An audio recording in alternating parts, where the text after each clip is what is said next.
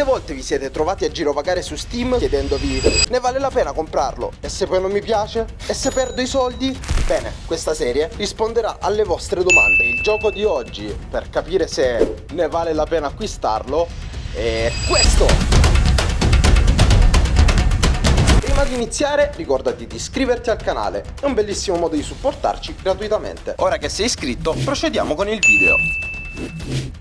Menu principale. Una volta aperto il gioco, verremo accolti da un menu principale molto ben curato e responsivo, con una musica di tensione in sottofondo.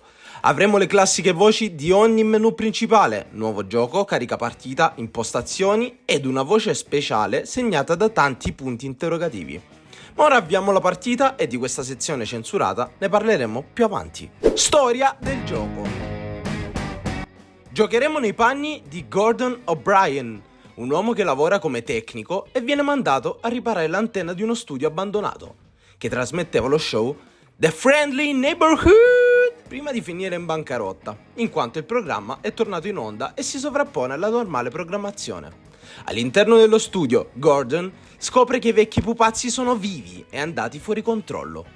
Con l'aiuto di Ricky, l'unico pupazzo a mantenere la lucidità, Gordon dovrà esplorare l'edificio, andare fino in fondo al mistero e decidere il destino del vicinato. E ora è il momento di vedere cosa ci offre My Friendly Neighborhood. Prime impressioni. Calati da un gigantesco tubo rosso, come i più classici degli antennisti, ci troveremo in una sezione di questo gigantesco edificio, con una pistola a sparadischi in mano, in cui verremo finalmente a conoscenza del famoso Ricky, l'unico pupazzo ancora sano di mente che ci darà dei consigli incredibilmente utili per proseguire, del tipo: ehi, sei intrappolato in questa stanza? Non ho idea di come si esca. Grazie Ricky. Non so come farei senza di te. Comunque, a parte questo, ho avuto subito l'impressione che la grafica si adattasse perfettamente allo stile del gioco e al riguardo mi piacerebbe sapere anche la vostra prima impressione nei commenti. Fiondiamoci nella prima porta disponibile e andiamo a vedere cosa possiamo o non possiamo fare. Comandi. Essi sono abbastanza semplici ed essenziali, infatti avremo solo i classici tasti WASD per muoversi, tasto sinistro per sparare e per interagire o raccogliere gli oggetti e Tab che rappresenterà il nostro inventario sotto forma di una valigetta. In questo gioco non ci sarà disponibilità di saltare né di correre ed è una qualità in fondo e tra poco vi farò capire perché questo sarà un grosso palo in culo durante il gameplay, in senso positivo. Gameplay. Più volte dovrete muovervi attraverso corridoi o stanze abbastanza strette e sarete così lenti che... Ah, allora è casuale la gente che ti compare. Sì, ma mi spinge a Oh, te. aiuto! Oppure finirete munizioni e... Cazzo! Oh! Merda, mi ha ucciso!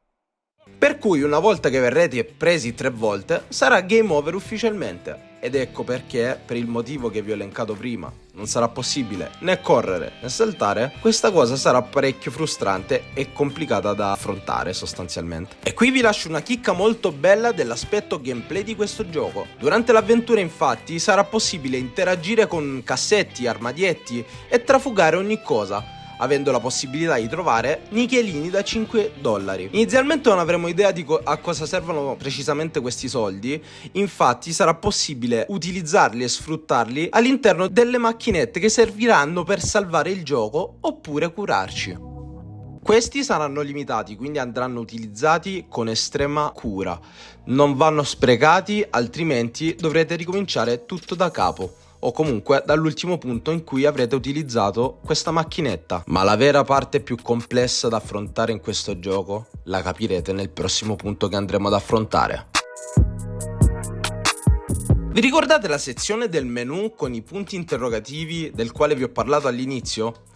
Superato un certo punto di gameplay e ho fatto determinate quest tra virgolette, sbloccheremo dei trucchi attivabili come munizioni infinite, allungare le braccia dei pupazzi e altri trucchi che ancora dobbiamo sbloccare probabilmente, e in più avremo la possibilità di sbloccare nuove difficoltà o modalità di gioco. Le qualità che più mi hanno appassionato a questo gameplay è la possibilità di poter legare i vari fantocci con dello scotch limitato. Questo impedirà ai fantocci di sbucare nuovamente in quel determinato punto in cui avremo legato appunto i pupazzi. Lo scotch sarà trovabile in giro come le monetine, quindi negli armadietti, nei cassetti oppure in giro nella mappa. E l'ultimo e non meno fondamentale punto che mi è piaciuto tantissimo e mi ha fatto apprezzare appieno questo gioco è la componente rompicapo aggiunta a quella horror.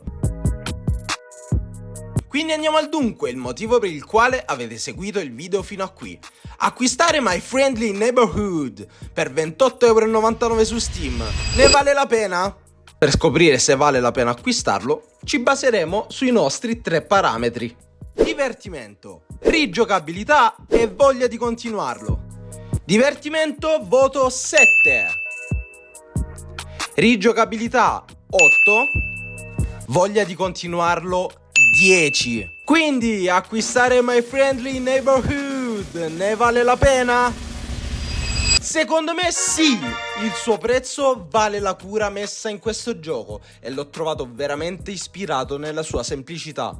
Quindi sì, vi consiglio di dargli almeno una possibilità. La voglia di scoprire sempre di più è costante e ti spinge ad andare avanti. E voi cosa ne pensate di questo gioco? Lo comprerete? Scrivetelo nei commenti, sono curioso. E ora scusate, vado a cercare dello scotch. Quel manichino mi sta rubando la posta. A lunedì!